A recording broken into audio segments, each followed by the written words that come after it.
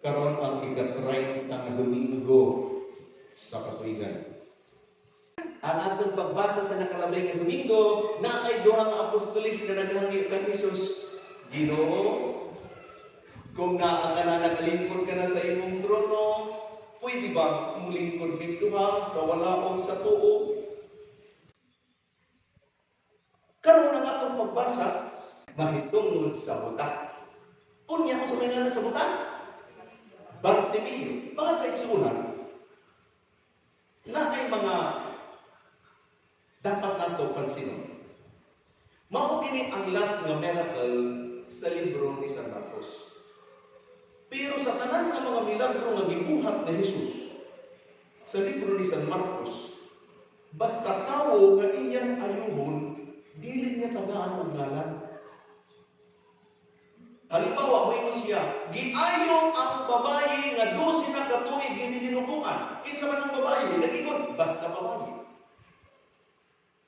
Ang anak ni Jairo iyang buhi, unsay ngalan? Anak ni Jairo. Ngano kay walay ngalan? Ang amang o ang bungol, unsay ngalan? Walang ngalan. Ngano kay wala ngalan? Tungod kay natingon ang mga authors, tungod kay pwede nimo ang tulor ang ebanghelyo, unya pwede nimo i-fill in ang imong ngalan. Basig ikaw ang bungol, basig ikaw ang ama, basig ikaw ang nanginanglan og tambal, andam si Jesus tambalan kaniya. Pero karon na ay ngalan. Ngano kay gibutangan ngalan ni Marcos ang butak. Ibutangan. Ang ngalan niya is Bartimeo. Duha kini siya, Bartimeo. Ang bar, ang kahulugan is anak. Timeo, kahulugan, anak ni Timeo. Pero, ang tunganing basahon, ang atong ebanghelyo karon, dubli. Nag-ingon diri. Para maklaro kita, nag-ingon diri. May buta nga gingadlan Bartimeo, anak ni Timeo. Ngano kay Bartimeo, anak ni Timeo. Tanawa nga rin nato ang original writing ni Marcos, masasabkan nato. Ngano kay dubli, Bartimeo, anak ni Timeo, para yan sa kahulugan. Now, kaya lang ang pakasulat ni Marcos, ang Bartimeo, Aramaic, ang anak ni Timeo, Griego. Magkalahi ang kahulugan. Tanawa lang ninyo. Nangay mga words, hindi ka nato, para magaling nato masaktan. The same words, pero napuusap ang meaning kapag to ang asalaing lugar. Halimbawa, may kung kita, kanang total opposite. Uragon. Kabalo mo sa uragon? Sa Bisaya, uwagon. Pero mas maayo sa amo sa Samar kay uragon ang ginagamit. I want to use uragon. Sa Bicol, lahi ang kahulugan sa uragon. Naa dito sa nga teacher, taga Samar, nagtudlo sa Bicol, giignaan sa iyang estudyante, "Ma'am, uragon man di ay ka." Gikaso sa teacher. Pag-abot na sa police station, nangatawa ang mga pulis. Kaya nga naman, ingon silang, "Ma'am, ingaan ka nga ni uragon ka, buot ingnon, magaling ka." Muingon nga ni uragon kini sa basketball, magaling ka sa basketball. Uragon ka nga teacher, magaling kang teacher. Pero total opposite ang kahulugan na ro. Ang butong sa inyong, kung sa inyong pakasabot nga rin sa kidok-kidok. Nakatawa mo, maot ang inyong kidok-kidok sa Samar dili. Mayroon ka nga rin kidok-kidok, magkidok-kidok kita, buting nun, magkinding-kinding. May nga rin magkidok-kidok kita, manayaw kita. Mao ka na ang Samar. Pero din, mayroon nga rin kidok-kidok. Mao, diba? Pero, we are in the same region. Region 8. Nakukusaw. Ingana ang Timeo. Sa Aramaic, ang Timeo is dishonorable, kauwawan. Ang motibo sa Aramaic, Bartimeo, anak sa kauwawan. Murag, anak sa kumatang, anak sa kriminal, anak sa ingana. Ang Bartimeo sa Aramaic is anak sa kauwawan. Pero pagkabot sa Griego, ang Timeo is honorable. So, manag-iingon ni San Marcos, nga kini si Bartimeo, anak sa nabubuhi na dishonorable, pero anak sa honorable. Ako ha? Or baliktad na ito, bigong kita. Here is a person, buta. The son of the honorable, but living dishonorably. Opposite na, no? Pag-ingon nga buta, tanawa lang kung sa ka-unity. Sa gitang pala ni Jesus, ang buta, ang bungol o ang amang, gihikap niya ang dalungan, gihikap niya ang baba. Pero kini, nga buta, wala niya hikapa. Gano'n kayo wala niya hikapa? Siguro tungod kay naay laging kahulugan.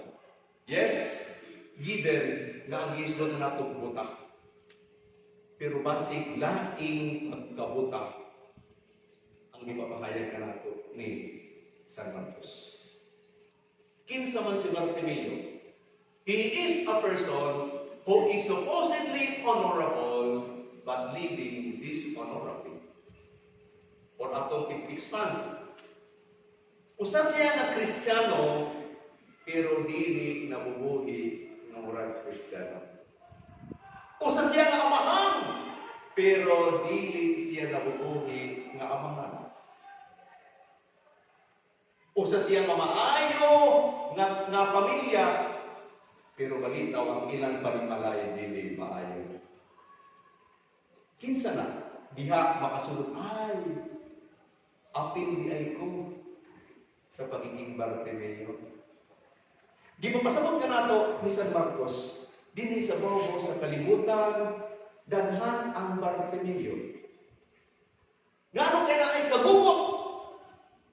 Ngano kay na ay problema sa kalibutan?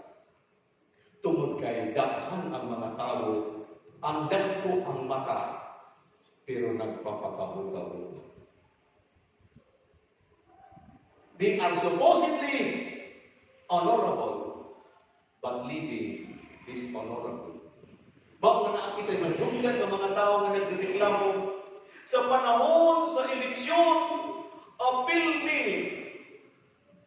ang akong balay, pag-abot sa ayuda, wala mi sa listahan. Nanuman, kay nagpakabuta-buta ang miagi. Wala mahigit. Nga mo kay na kayo mga magsukong na nag-aaway. Tungod kay dili nila mahigitan ang panginahanglan sa ilang igsuko. Nga mo kay na kayo kagubot sa kalimutan. Kinsa kini nga nagpapakabuta-buta. Nagpapakabungol-bungol. What are the causes of this? Ang mga tao usually nagpapakabuta-buta because of emotion. Anger, revenge. Na musulog na gani sa ato mga kasing-kasing na daghan din ang dili mahikitan. Unsa pa? Jealousy. Kung naay gusto maangkon pero naangkon sa uban.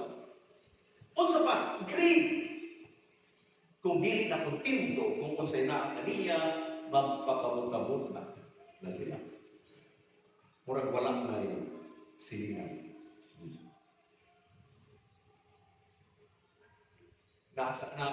Karon is prison awareness.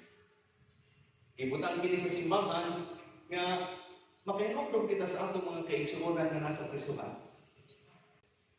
Sa wala pa ko, dili pa ko giasay sa mga parokya, halos, kung na ako nga rin, halos kada Domingo, nagmimisa ko nga sa jail, district jail sa Naval. Kung niya, sanasay na ko sa mga parokya, every December, nanikamot kong makabisita na ito, makapaghantag ginagmay ng kalipay, kunya makapagdalag pagkahon niya, mukahon kami, dungan sa mga priso. Sa dito ko sa Bilya, na ako gisultihan, gusto ko magbisita sa prisuhan, muuban ka mo, ingon sa ako, mga nagpapadrinig ko, hindi ko nga kumanin siya, magharap ng padri. Ako siya magharap ng uban, aron imong mahikitan, nga ang mga tao sa prisuhan, mga tao man di ay. Nga nung timahan ko kita, ang imagine nun, ingon ko, tanawa lang ha, na ako na nakikita dito sa prisuhan, mamutaan ako nila. Nga no, kaya di ka sa sunod na priso ka. Mingo siya, Father, kay nangawat ko. Nangawat di ay ka. Pila man ang imong gikawat. O sa kalibo, Father, ingon ko, huy, ayaw pag-ingon nga ikaw ang pinakamakasasala sa tanan kay di ka sa prisuhan. Ang kamatuoran na apay mas kawakan kanimo to sa gawas walang mahigit ikaw lay nadakpan. Nga naman, kay ang mga pulis ko nagpakabot-abot ra. Ingon ko nga no, kay naa ka dili sa prisuhan. Father, kay nakamatay ko. Ano man, kay nang-away kami kang manamong pag-inom, unya dili manako to tinuyo, akong nadunggaw. Namatay, Father. Ingon ko, ayaw pag-ingon na ikaw ang pinakakriminal sa tanan. Na ay mas kriminal kanimo to sa gawas na kabarong. Pero dili matakpan kay pati ang atong hustisya nagpakabuta-buta ra ko. Mao kini Rasul. Siguro mao kini ko kanato ni San Marcos. Tao na ay kagubot sa kalibutan. Pero usa ka rason ang pagpakabuta-buta. Dili nato mahigit ang kamatuoran. May higit ang nato ang kamatuoran kung si Kristo ang magdumala sa atong kinabuhi. Na ay mga maayong mga kanta sa simbahan. Hindot kaayo ang mga mensahe. Ako din na ko ni hingalingtan kay sukad sa gidalami sa simbahan sa among ginikanan. Ako na siya nagdudong ganang sa libing ako sa sama. Ang title sa kanta, buta. Ganahan mo akong kanta ko? Ha? Paminaw, buta ang gihisgutan pero pamati sa lyrics. Pagkadaghan sa lahig mata, nga nangandoy pang matulog. Nag-ingon na rin, damo puno ang mga tao nga nagmata, pero nangangandoy matulog. O sa'y katulog, nagpipikit-pikit ang mata, maski dili katulgon, murag gusto matulog. O sa'y kahulugan ni ani, taga kamok sampol. Sa mga tao nga nagmata, pero gusto nga tulog sila. Yan. Na ay tao nga nga sa inyong balay.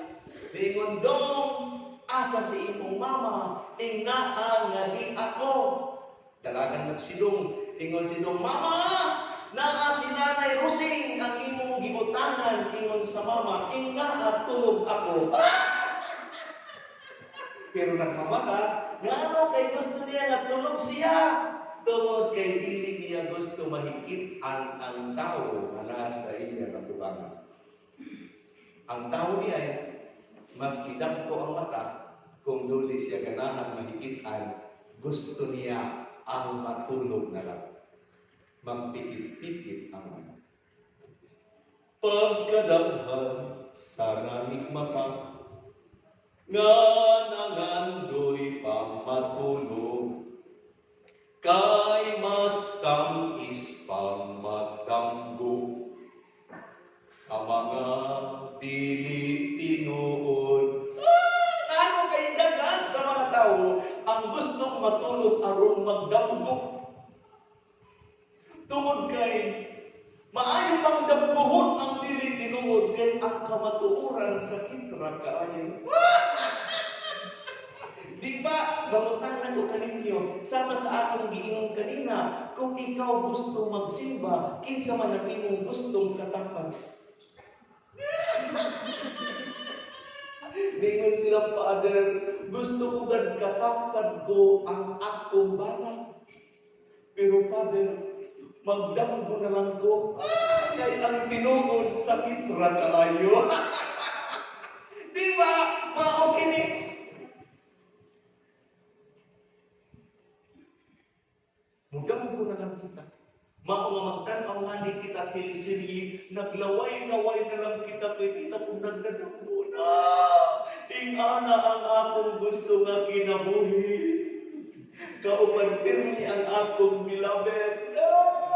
Na aming mga saad sa una, kahit maputi na ang ko. Wala pa namin magpuputi.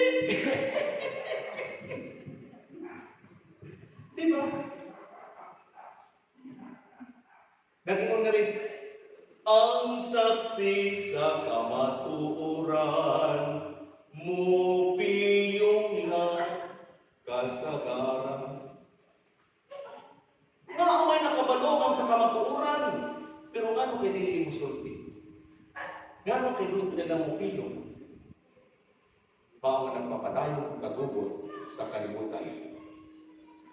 O matantos lang nga pasipan-an ang gugma o kaangayan. Butag kita sa pagpagkabanak, butag kita sa luha. O walay tulos ang hayag sa atong mga mata kung sa kasing-kasing magpabilin kitang buta. Mao di ay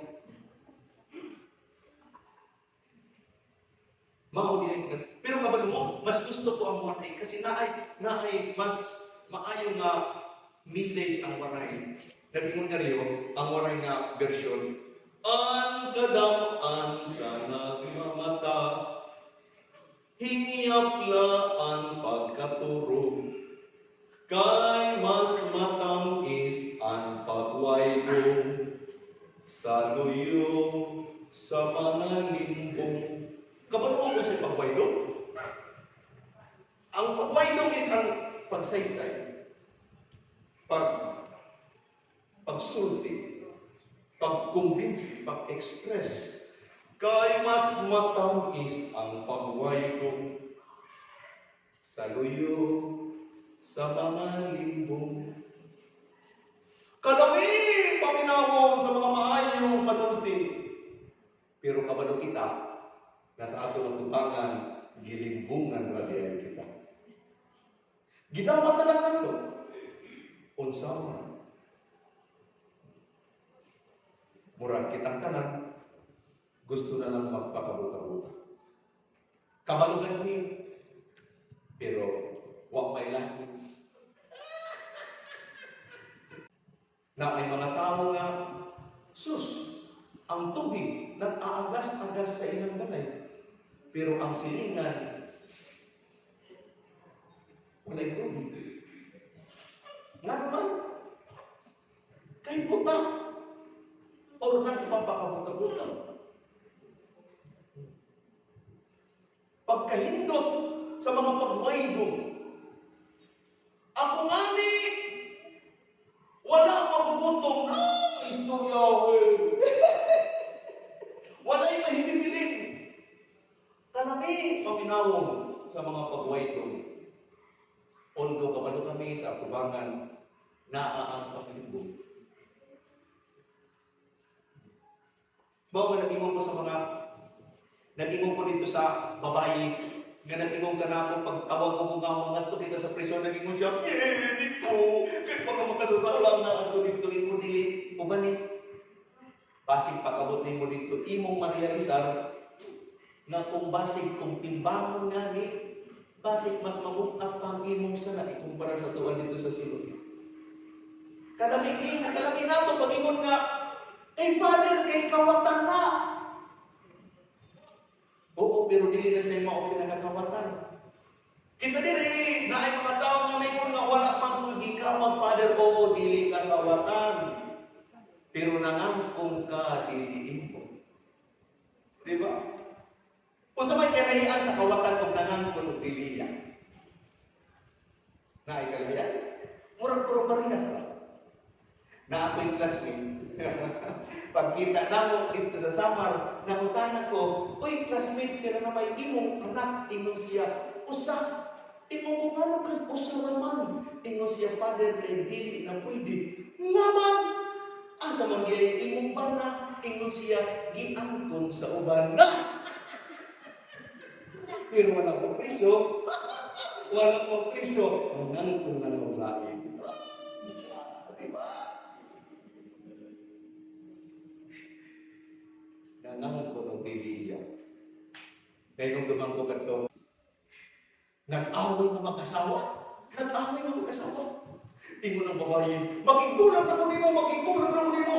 Kay, di na ka nagkasinabot. Wala na yung kalinaw. Piningado ko ni Manay, magbuwag na tayo naman ng lalaki. Aw, ganamang rapod ko. Ikaw ang kasamaan ni mo. Alam, magbuwag na ta. Atong tumakon ang kanan. Ingo ng lalaki, ako ang tindahan, imo ng babae, ayaw pangangkon, dili na imo, ako ba ang nagkapital ni anak, ako ang nagpadako ni anak, ako ang nagbibinantay, ako ang tindahan, ayaw pangangkon. Imo ng lalaki, sige, ako na lang ang tricycle. Imo na, oo, kana, imo na. Imo ng lalaki, ako ang balay. Uy, imo ng babae, ako pero niya nag-aatiman sa balay, ayaw pangangkon, daghan ang akong paliha. Ako ang balay. Dili na imo, ingon ng lalaki. Sige, pero ako ang kalubian. Ingon ng babae. Sige, imo ng kalubian. Ingon siya. Okay, kanang atong limang anak. Kanang duha nga babae, ako na, ingon ng babae. Ayaw pangangkon. Dili na imo. Ayaw na ipangangkon sa dili mo. Mao ka na. Madali kita manudlo sa uban. Kaya na sila sa prisuhan. Pero akong hinumduman ng buwan, tayo sa na babae doon kanako, tayo sa na grupo dito, nag-aalumnay, naging siya, Father, naaniha ang amahan sa akong anak. Tingnan ko nga naman. Ingon siya, Father, dili niya gusto ang punon o sa iyang pamilya. Mauna. Kabalo ka ang kamaturan, kana nga lalaki, kabalo nga siya ang amahan. Pero dili niya ang punon kay nagpapakabuta-buta na to siya. O niya, tanaw mo lang kung uabot ang panahon, nga kanak sila, matiguang magyo ang imong anak magdako. Paano kay kung nagkasakit na sila, ang imong anak successful? Tapos nakahigda siya, doon sa bata o niya moingon, ang ikaw di ay ang nagsalikway sa ako sa una. Unsa man ka. Pahinungtog lang ini ka nato, tawag. Naay katapusan ang tanan. Dili kita mabubuti sa pagiging padayon ng Bartimeo. Son of honorable, but leading dishonorable. Akong nahinumduman ang dito ko sa Amerika. Gihambugan ako dito. Kaya ako na-surprise ko na ay mga Amerikano na wala makailangan na ay Pilipinas. Pero sa kadako sa mapa sa Amerika, ako nga ning tanaw ng mapa sa Amerika, pero tinggaman niya sa Pilipinas. Pag-abot ako dito, pag-hambog na ako dito, ay, ang Pilipinas, gamay ra kayo, pero daghan ang among mga treasure na ito. Nagdagko ang mga sa Amerikano. Tingon ko, gamay na ang among isla, pero divided na into 7,100 islands na papalimutan kami tubig. Dagdag ang ilang Labay naman isla sa mga Amerika. Kung ngayon nga, labog ni Ana, na ay bagyo, na ay linog, na ay tsunami, na ay volcano, labog pa na sa pinatsanay sa mga tao. Tingnan ang Amerikano, ha? Dili na ma-imagine. Unsa na? Giunsa na yung pag-survey? Yung uy, dali lang. Ayaw ko mong pag-una-una, na ing-ana ang among sitwasyon niya, maingon mo nga, miserable ang among kinabuhi, dili, ang mga Pilipino maglimayon. Kung usa ka tuig, ang ulabay nga bagyo, sobra 20, buoting nun, sobra duha nga bagyo ang ulabay sa usa ka bulan. Pero ang mga tao nagpapabilin nga malipayon, maski walay balay, maski walay bugas, maski walay kuryente, pag muagi ang kamera, smile na yun. Ingana kami ka malipayon.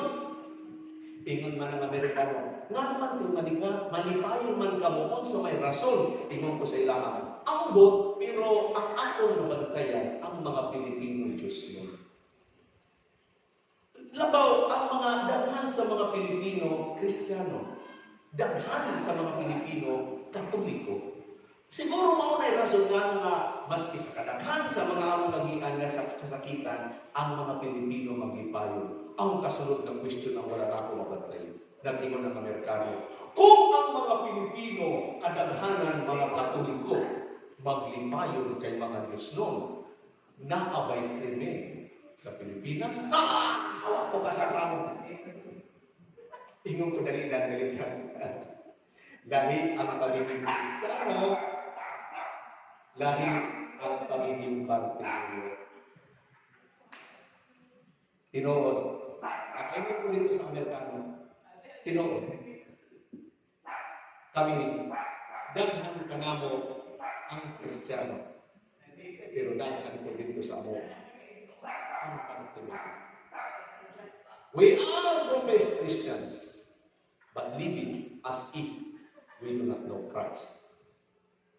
Bawa nga nagingon sa atos sa San Marcos, dili pa katapusan ng tao. Naani kasumbaran ng tanan. Mubalik ang kalinaw ang kaayuhan sa kalibutan kung sa makausapan mo doon kita kay Kristo. Ayaw paabda nga maabdan kita sa atong katapusan. Tungod kay maski kung sa nimong kagamhanan sa katapusan muatubang ka sa Ginoo nga maoy hari sa tanan